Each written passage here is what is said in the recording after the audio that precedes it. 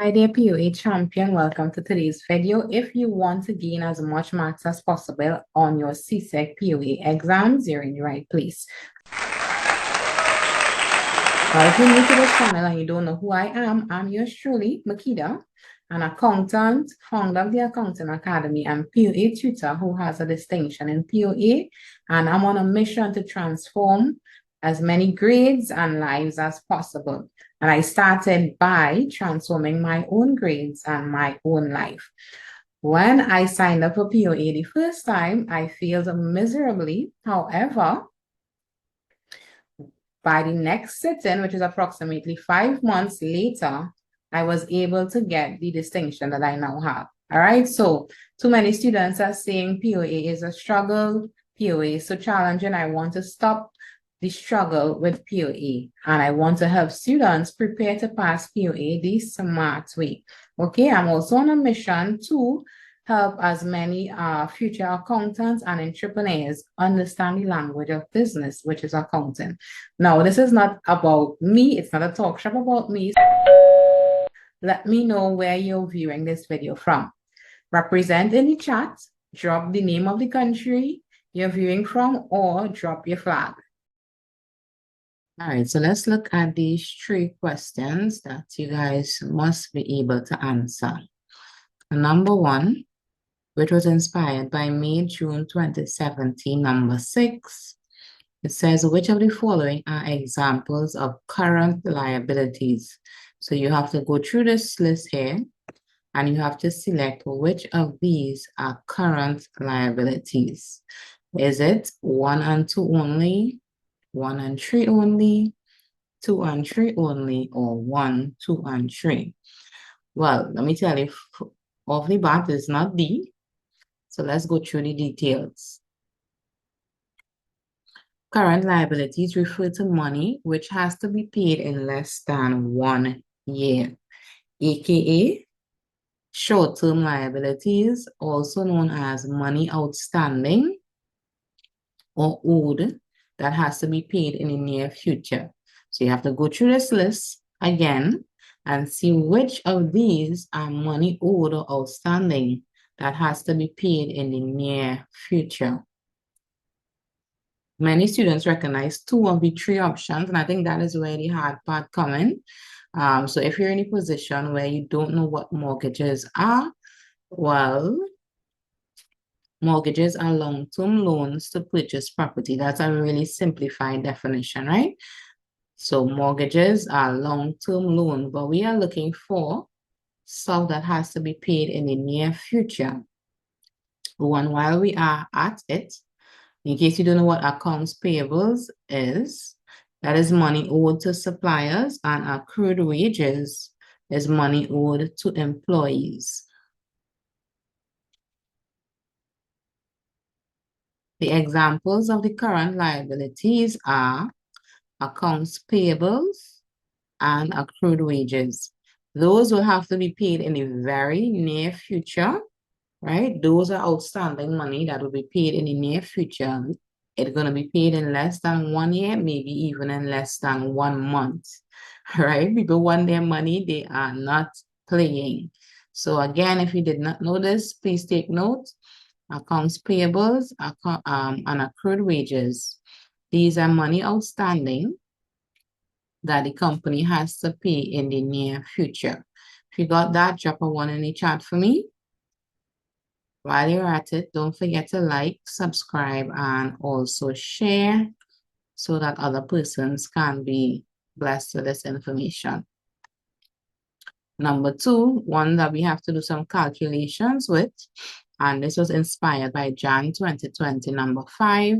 So do go and look at the original question, and once you understand the concepts of these questions that I'm showing you here, you will be able to get those marks in the exams. You don't want to leave any marks on the table. So this is a bit long for our 1 marker. So we have to move quickly and understand the concept of this. They want to know, from the information above, Mrs. Singh capital amount is what?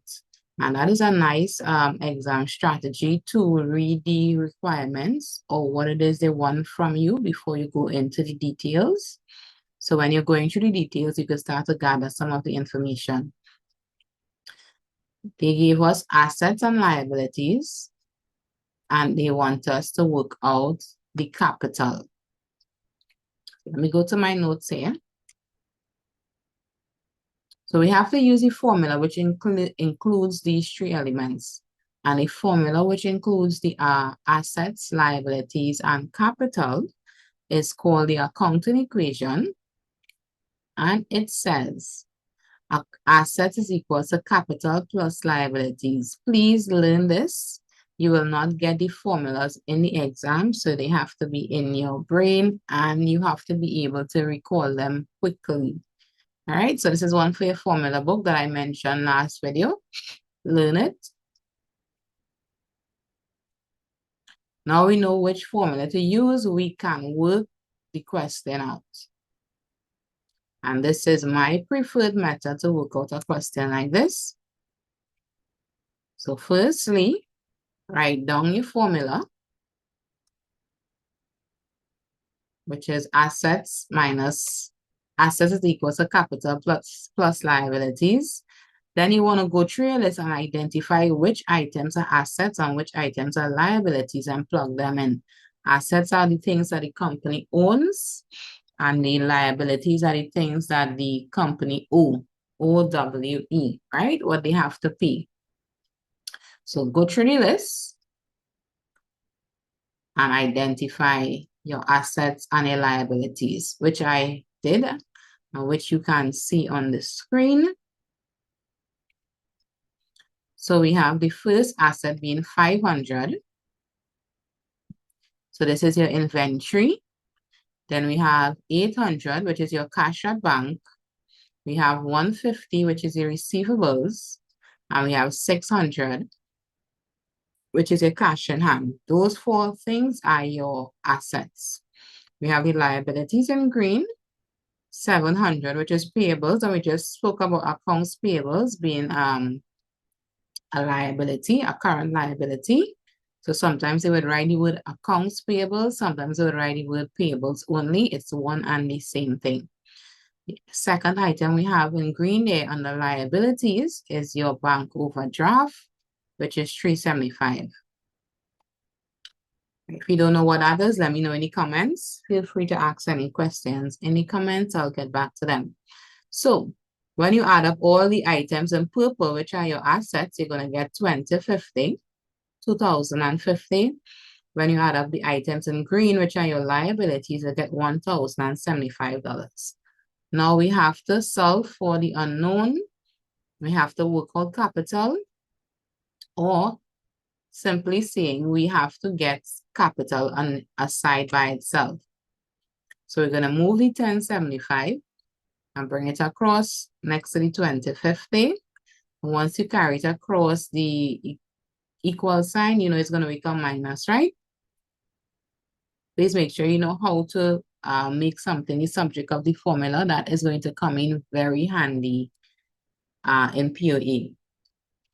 Now we have the numbers on one side. We have the letter, which is C by itself.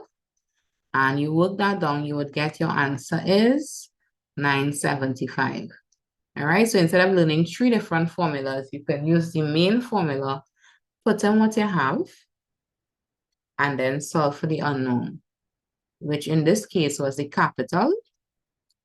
So your answer is going to be C. All right, just one more question for today. And this question is inspired by Jan 2018, number 29. It says, how will the purchase of furniture on credit affect a firm's balance sheet? How will the purchase of furniture on credit affects a firm balance sheet? Well, let's see. So to figure this out, you have to ask yourself some questions, right? You have to take a little bit of time and get familiar with how transactions affect the firm's assets, liabilities, and capital. That's what they're asking you there in a nutshell. How will this transaction affect the firm assets, liabilities, and capital? So they take some time and imagine how the transaction will affect what the company owe, and what the owners invested. It's a good idea to get very comfortable with this way before exams, because you don't have much time to imagine and to think in the exam. The firm purchased something, right? So which is the furniture. So the firm now own more things. Think about it. If you already have let's say you have a Samsung phone, you come and you purchase an iPhone. You now have 2 phones. So when you purchase, you get more things, right? I hope that simplified analogy helps you realize when you purchase, you will own more. And once you own more, it means that your assets increase. The amount of things that you own has increased. So your assets increase with purchases. All right. So that one was a bit straightforward, but still I know students get trouble with that. The flip side of this is the firm purchased the items on credit. So this means no cash was paid. No cash was used in this transaction. And because of that, the firm now owes money, right? They now owe more money. So for instance, if the furniture costs $5,000 and they owed $0 before, right? So they had no money outstanding before, they would go from 0 to 5,000 because of this transaction. So you see how the liability or the amount of money they owe increase. All right. If they had some liability, let's say they had $7,000 outstanding to pay, and because of this transaction, which is valued at 5,000, they went from 7,000 to 12,000. You could see how the liabilities or the amount of money they owe increase, right? So once they purchase something on credit, this is equivalent to like a loan basically, because now you have money to pay. Whatever money you have to pay has increased. So your liability will increase when you purchase items on credit. Let's see which option includes both assets increasing and liabilities increasing. And luckily for us, that is option A. So you shade the option A and you keep it moving. All right. Once you understand that, drop one in the chat. Let me know if you have any concerns or any questions as well. Yeah, so that's it. 3 questions really quickly. Remember, you just have about a minute and some to answer questions in your paper 1 exam.